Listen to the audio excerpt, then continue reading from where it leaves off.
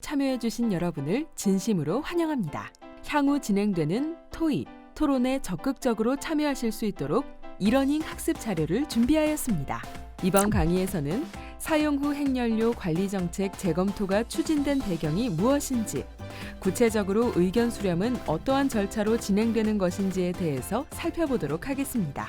사용 후 핵연료 관리 정책 재검토는 전 국민의 폭넓은 의견 수렴을 위해 추진합니다. 원자력 발전소에서 사용하고 배출되는 방사성 폐기물을 장기적으로 어떻게 관리해 나갈 것인가에 대해서는 우리 사회가 함께 고민하고 반드시 해결해야 할 중요한 과제입니다. 우리나라는 1983년부터 수차례에 걸쳐 방사성 폐기물 관리시설 부지 확보를 위해 노력하여 2015년부터 경주시에 위치한 중저준위 방사성 폐기물 처분장을 운영하게 되었습니다. 하지만 사용 후 핵연료 관리 방안에 대한 사회적 합의에 어려움을 겪었습니다. 사용 후 핵연료 관리 정책 마련 과정에서 국민과 지역 주민에 대한 의견 수렴의 중요성을 인식하고 2009년 12월에 방사성 폐기물 관리법을 개정하여 사용 후 핵연료에 대한 의견 수렴 근거를 마련하였습니다. 이후 2013년 10월에는 공론화위원회가 출범하여 약 20개월간 사용 후 핵연료에 대한 국민과 지역 주민들의 의견을 수렴하고 그 결과를 2015년 6월 정부의 권고안으로 제출하였습니다. 2016년 7월 정부는 공론화위원회의 권고안을 바탕으로 고준위 방사성 폐기물 관리 기본 계획을 발표하였습니다. 하지만 사용 후 핵연료는 장기간 관리가 필요한 중요한 사안인 만큼 국민과 원전이 위치한 지역 주민들의 목소리를 보다 폭넓게 듣는 것이 필요하다는 의견이 제기되었고, 이에 정부는 2017년부터 사용 후 핵연료 관리 정책 재검토를 중요한 국정과제로 정하고 추진하게 되었습니다. 정부는 재검토를 본격적으로 추진하기에 앞서 사전 준비로 2018년 5월부터 6개월간 고준위 방사성 폐기물 관리 정책 재검토 준비단을 운영하였습니다. 그리고 재검토 준비단의 논의 결과를 바탕으로 2019년 5월에 사용 후 핵연료 관리 정책 재검토 위원회가 출범했습니다. 사용 후 핵연료 관리 정책 재검토 위원회는 국민, 지역 주민 의견 수렴 절차를 주관하는 기구로 객관적인 의견 수렴을 위해 중립적으로 구성하였습니다. 재검토위원회 위원은 인문사회, 법률과학, 조사, 통계, 소통, 갈등 관리 등 각 분야별 전문가 15명으로 구성되어 있습니다. 위원장은 강원대학교 정정화 교수입니다. 한편 재검토위원회는 보다 효율적인 의견 수렴 진행을 위해 운영분과, 의제분과, 수기분과를 구성하여 운영하고 있습니다. 그리고 이해관계자와 소통이 중요하다는 인식하에 소통전담 TF도 운영하고 있습니다. 재검토 의견 수렴 의제를 마련하고 객관적인 정보 제공을 위해 전문가 의견 수렴을 먼저 진행하였습니다. 의견 수렴 의제는 의제별 특성을 고려하여 전문가, 전국민, 지역 주민 의견 수렴 대상 의제로 구성되어 있습니다. 전문가 의견 수렴은 2019년 11월부터 2020년 3월까지 진행되었습니다. 원전 지역, 원자력계, 시민사회계 입장을 고루 대변할 수 있는 34명의 사용 후 핵연료 관련 분야 전문가로 전문가 검토 그룹을 구성하여 약 4개월간에 걸쳐 재검토 의제에 대해 논의하였으며 전문가 의견 수렴 결과를 공개하였습니다. 전문가 의견 수렴 결과는 전국과 원전 지역에서 의견 수렴을 진행할 때 수기 자료로서 시민 참여단 여러분에게 제공됩니다. 그리고 전국 의견 수렴은 2020년 4월 17일부터 시민 참여단 선정을 위한 모집단 구축을 시작하였으며 지역 의견 수렴은 4월 21일부터 진행하고 있습니다. 폭넓고 균형 있는 의견 수렴을 위해 다양한 의견 수렴 프로그램을 마련했습니다. 대표성을 갖춘 500명의 시민 참여단이 참여하여 충분한 학습과 수기 과정을 거치는 시민 참여형 조사를 진행합니다. 여기서 수기란 여러 사람이 모여 어떤 문제 혹은 의제에 대하여 깊이 생각하고 충분히 논의하는 것을 의미합니다. 시민 참여형 조사는 사용 후 핵연료 관리와 관련한 다양하고 복잡한 재검토 의제를 심도 있게 논의하기 위해 의제를 구분하여 종합 토론회를 2차례 개최하여 충분한 수기 학습 기간 및 토론 기회를 충분히 보장합니다. 조사 절차는 지난 4월 17일부터 5월 17일까지 참여 의향 조사를 통해 시민 참여단 500명을 선정하였습니다. 500명의 시민 참여단을 모시고 오리엔테이션을 시작으로 4주간의 1차 수기학습 기간을 거쳐 1차 종합토론회를 개최합니다. 이후 3주간의 수기학습 기간을 거쳐 2차 종합토론회를 개최하게 됩니다. 여러분들은 사전에 제공된 수기 자료집을 충분히 학습하고 종합토론회에 참석하여 서로 의견을 나누고 토론하게 됩니다. 재검토위원회는 이러한 과정을 거쳐 조사된 의견 수렴 결과를 분석하여 발표하게 됩니다. 전국 의견 수렴 과정에서 시민 참여형 조사에 직접 참여하지 못하는 국민을 위해 다양한 보조 의견 수렴 프로그램을 마련했습니다. 보조 의견 수렴 프로그램으로는 공개 토론회, 중고등학생의 의견을 듣는 미래 세대 워크숍이 진행될 예정입니다. 그리고 일반 국민들을 대상으로 시민 참여형 조사 결과와의 비교 분석을 위해 대국민 설문조사도 총 3회에 걸쳐 실시됩니다. 이번 강의에서는 우리나라의 원자력 발전 현황과 사용 후 핵연료 발생 현황, 국가별 사용 후 핵연료 관리 정책, 사용 후 핵연료 관리 방법 등 사용 후 핵연료 관리에 대한 기초적인 내용에 대해 살펴보도록 하겠습니다. 우리나라의 에너지 수급 현황에 대해 알아보도록 하겠습니다. 2018년 기준 우리나라의 에너지 수입 의존도는 93.7%이며 에너지 수입액은 총 1,459.7억 달러입니다. 천연 자원 상태 그대로 공급되는 형태를 의미하는 1차 에너지 기준으로는 석유 38.5%, 유연탄 26.6%, 천연가스 18.0%, 원자력 9.2%, 수력 신재생 에너지 6.1%, 무연탄 1.6%의 비중으로 공급되었으며 우리는 1차 에너지를 이용하여 발전소에서 전기를 생산하여 편리하게 이용하고 있습니다.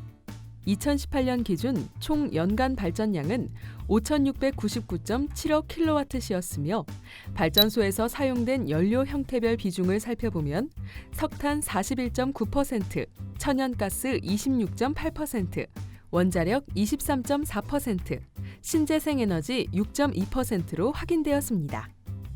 우리나라의 원자력 발전소 현황을 보겠습니다. 2019년 말 기준으로 경수로형 원전 21기와 중수로형 원전 3기 등 총 24기가 운영 중에 있으며 4기의 신규 원전이 건설 중입니다. 현재 건설 중인 4기의 원전은 신한울 1, 2호기와 신고리 5, 6호기입니다. 경수로형인 고리 1호기는 약 40년간 운영을 마치고 2017년 6월에 국내 원자력 발전소 중 최초로 영구 정지되어 현재 해체를 준비하고 있습니다. 중수로형인 월성 1호기 또한 2019년 12월에 영구 정지되었습니다.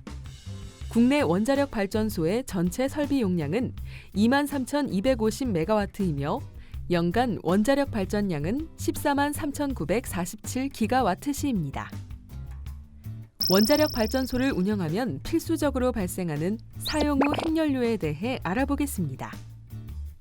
사용 후 핵연료란 원자력 발전소에서 가장 핵심적인 시설이라고 할 수 있는 원자로에서 전기를 생산하고 배출된 핵연료입니다. 그림에서 볼 수 있듯이 사용 전 핵연료는 사람이 쉽게 접근할 수 있지만 원자로에서 핵분열 과정을 거치고 나온 직후의 사용 후 핵연료는 강한 방사선과 높은 열을 방출하므로 관리에 주의를 기울여야 합니다. 그럼 핵연료의 구성에 대해서 알아보겠습니다. 일반적으로 원자로에 삽입되는 핵연료에는 우라늄 235와 238이 포함되어 있으며 이 중에서 우라늄 235가 주로 핵분열을 하여 전기 생산에 필요한 에너지를 발생시킵니다. 이 우라늄 235가 얼마나 함유되어 있느냐에 따라 에너지 발생량이 달라지는데 천연 우라늄에는 우라늄 235가 약 0.7% 함유되어 있습니다. 그래서 더 많은 에너지를 생성하도록 하기 위해 우라늄 235를 약 3%에서 5%로 농축하여 핵연료로 사용하기도 합니다. 우리나라는 원자력 발전소의 유형에 따라 경수로형과 중수로형의 두 종류 핵연료가 있습니다. 경수로형 원전은 우라늄 235 함유량이 약 3에서 5%인 핵연료를 사용하고, 중수로형 원전은 우라늄 235 함유량이 약 0.7%인 핵연료를 사용합니다. 핵연료 유형에 따라 원자로에서 핵분열을 거쳐 배출된 사용 후 핵연료에서 발생하는 열과 방사선의 강도가 달라집니다. 우라늄 235 함량이 낮은 핵연료를 사용하는 중수로형은 경수로형에 비해 사용 후 핵연료가 더 낮은 열과 약한 방사선을 방출합니다. 중수로에서 배출된 사용 후 핵연료는 약 10년 정도 냉각 과정을 거친 경우 동일한 조건의 경수로형 사용 후 핵연료에 비해 열 발생량은 10분의 1, 방사선 방출량은 20분의 1 수준인 것으로 알려져 있습니다. 경수로형 사용 후 핵연료는 특별한 조치 없이 그대로 두는 경우에는 핵분열 과정을 거치기 이전인 천연 우라늄 수준으로 방사능 독성이 낮아지려면 최대 약 30만 년이 소요될 것으로 추정됩니다. 국내의 사용 후 핵연료 누적 저장 현황을 살펴보겠습니다. 앞서 설명드린 바와 같이 우리나라는 경수로형 원전 21기, 중수로형 원전 3기 등 총 24기가 가동 중이며 2019년 말 기준 총 48만 2,592다발의 사용 후 핵연료가 각 원전 내 임시 저장시설에 저장되어 있습니다. 2019년 4분기 기준 원전 분부별 사용 후 핵연료 저장 현황을 나타낸 아래 그래프를 보면 초록색 막대는 저장 용량을 의미하며 파란색 막대는 저장량을 나타냅니다. 현재 월성의 중수로형 원전의 경우 사용 후 핵연료 포화율이 92.31%로 가장 높으며 한울은 82.13%, 고리는 78.98%, 한빛은 71.38%의 포화율을 나타내고 있습니다. 국가별 사용 후 핵연료 관리 정책에 대해 살펴보겠습니다. 사용 후 핵연료 관리 정책은 해당 국가가 처한 환경에 따라 직접 처분, 재처리 후 처분, 정책 결정 유보로 구분합니다. 현재 사용 후 핵연료를 보유하고 있는 나라는 총 34개국이며 이 중에서 미국, 독일, 스웨덴을 포함한 10개국은 사용 후 핵연료를 직접 처분하고 프랑스와 중국 등 6개국은 재처리 후 처분하는 관리 정책을 채택하고 있습니다. 우리나라를 포함한 18개국은 사용 후 핵연료 관리 정책 결정을 유보한 상태입니다. 직접 처분과 재처리 후 처분에 대해서는 뒤에서 자세히 알아보도록 하겠습니다. 사용 후 핵연료 관리 방법에 대해 알아보도록 하겠습니다. 사용 후 핵연료 관리란 원자로에서 배출된 사용 후 핵연료를 원전 내에서 임시 저장한 후 중간 저장, 재처리, 영구 처분하기까지의 모든 과정을 의미합니다. 원자력 발전소에서 전기 생산을 위해 사용된 후 원자로에서 배출된 사용 후 핵연료는 높은 열과 방사선을 방출합니다. 이 높은 열을 냉각시키고 방사선을 차단하기 위해 원자로에서 배출된 사용 후 핵연료는 발전소 내 습식 저장조에서 최소 5년 이상 필수적으로 저장하게 됩니다. 습식 저장조에서 저장된 사용 후 핵연료는 필요시 일정 기간이 지난 후에 원전 부진의 건식 저장 시설에 저장되기도 합니다. 이렇게 원자력 발전소 부진의 습식 저장 시설 또는 건식 저장 시설에 저장되는 것을 임시 저장이라고 합니다. 임시 저장 후 사용 후 핵연료는 중간 저장을 거쳐 영구 처분되거나 재처리 후 처분이 되는데 이 모든 과정을 사용 후 핵연료 관리라고 합니다. 각각의 절차에 대해서는 다음 페이지에서 더욱 자세하게 알아보도록 하겠습니다. 임시 저장은 사용 후 핵연료의 중간 저장, 처리 또는 영구 처분 전까지 발생자인 원전 운영사가 원전 부지 내의 저장 시설에 보관하면서 방사선을 차단하고 열을 냉각시키는 과정입니다. 임시 저장 방식은 사용하는 냉각제 형태와 냉각 방식에 따라 습식 저장과 건식 저장으로 구분됩니다. 습식 저장은 사용 후 핵연료에서 방출되는 열을 냉각시키고 방사선을 차폐하기 위해 물을 사용하는 방식으로 원자로에서 배출된 사용 후 핵연료는 1년 이상 필수적으로 저장하게 됩니다. 습식 저장은 사용 후 핵연료에서 방출되는 열을 냉각시키고 방사선을 차폐하기 위해 물을 사용하는 방식으로 원자로에서 배출된 사용 후 핵연료는 1년 이상 필수적으로 저장하게 됩니다. 발전소 내부의 습식 저장조에서 최소 5년 이상 방사선과 열이 자연스레 줄어들 때까지 보관하는 과정을 필수적으로 거쳐야 합니다. 현재 우리나라의 경수로형 사용 후 핵연료의 경우 습식 저장으로만 임시 저장 중에 있습니다. 건식 저장은 사용 후 핵연료에서 방출되는 열을 냉각시키기 위해서 공기를 이용하고 방사선을 차폐하기 위해서 콘크리트나 금속 용기에 사용 후 핵연료를 넣어 보관하는 방식입니다. 건식 저장 시설에는 발전소 내부의 습식 저장조에서 최소 5년 이상 냉각시켜 방사선과 열이 어느 정도 감소한 사용 후 핵연료를 저장하게 됩니다. 현재 우리나라는 중수로형 사용 후 핵연료를 습식 저장조뿐만 아니라 건식 저장 시설인 사진에서 보이는 사일로와 맥스터에 임시 저장 중입니다. 중간 저장은 사용 후 핵연료를 발생자인 원전 운영사로부터 인수하여 처리 또는 직접 처분하기 전까지 저장하는 것을 의미합니다. 임시 저장 방식과 마찬가지로 습식과 건식 저장으로 나뉘며 현재까지 우리나라에는 중간 저장 시설은 없습니다. 해외의 경우 미국, 캐나다, 핀란드 등이 원전 부지 내부에 중간 저장 시설을 운영 중이며 프랑스, 독일 등이 원전 부지 외부에 중간 저장 시설을 운영 중에 있습니다. 스웨덴의 클랩은 대표적인 습식 저장 방식의 중간 저장 시설로 지하 30m 안반에 건설되어 1985년부터 사용 후 핵연료를 저장하고 있습니다. 미국의 코네티컷 양키는 건식 저장 방식의 중간 저장 시설로 2004년부터 운영되고 있습니다. 사용 후 핵연료의 재처리와 재활용에 대해 간단히 알아보도록 하겠습니다. 재처리란 물리적, 화학적 방법을 이용하여 사용 후 핵연료에서 원자력 발전에 사용 가능한 핵연료인 플루토늄, 우라늄 등을 다시 뽑아내는 것을 의미합니다. 재활용이란 사용 후 핵연료에서 원자력 발전에 이용 가능한 핵연료를 뽑아낸다는 측면에서는 재처리와 유사하지만 핵무기 제조에 사용될 수 있는 고순도 플루토늄 추출이 어렵다는 점에서 재처리와 차이가 있습니다. 우리나라의 경우 국제조약에 따라 재처리 과정을 도입할 수 없기 때문에 재활용 과정에서의 건식 처리 방식인 파이로 프로세싱을 연구해왔습니다.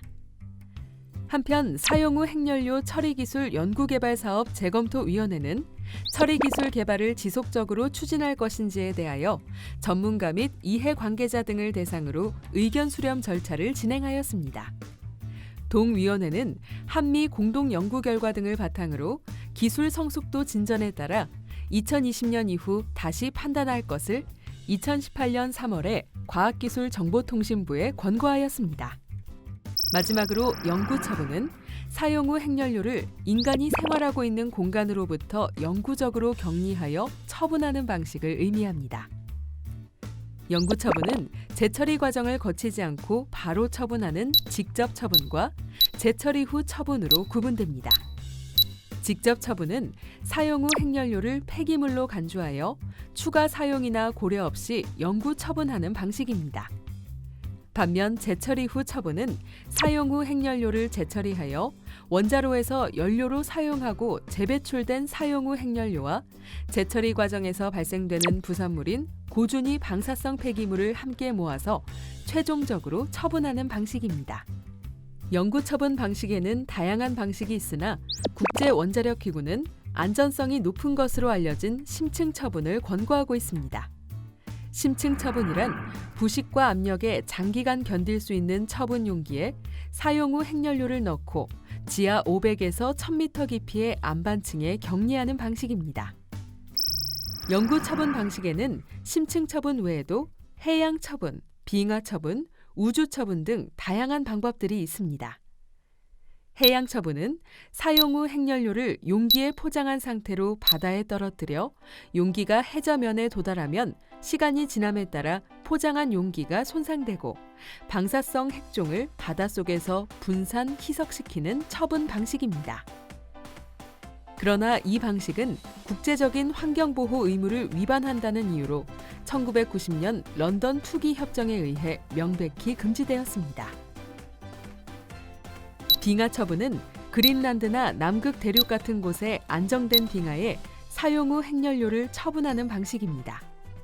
사용 후 핵연료의 자체 열로 빙하를 녹여 빙하 깊은 곳에 내려가게 하고 사용 후 핵연료가 매장된 상부의 빙하는 다시 얼어 인간 환경과 완전히 격리되게 하는 처분 방식입니다. 이 방식 또한 국제적인 환경보호 의무를 위반한다는 이유로 1961년 남극조약 체결에 의해 명백히 금지되었습니다.